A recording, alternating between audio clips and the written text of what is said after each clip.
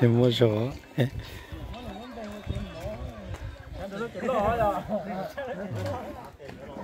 chả chế bó bệt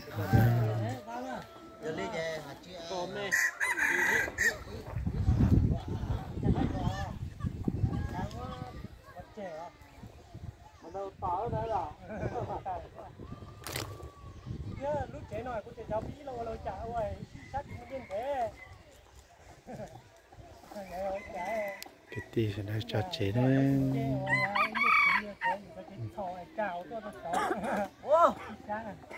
nó được không?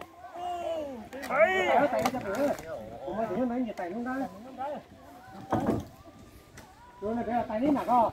Ta có được không? Chưa biết là tay con nào nó. Nhớ thân là nó đấy. Nhớ là nó cắt thấp cá. Không ra đấy à. Nhiệt tay. Nó chỉ là cá sơ muốn nhiệt tay tỉnh ra.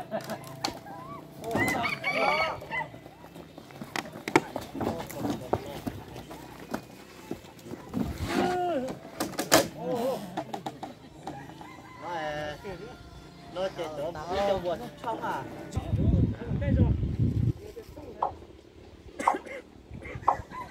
Có mấy gì cứ đây cứ quả thóc chưa cứ đi nó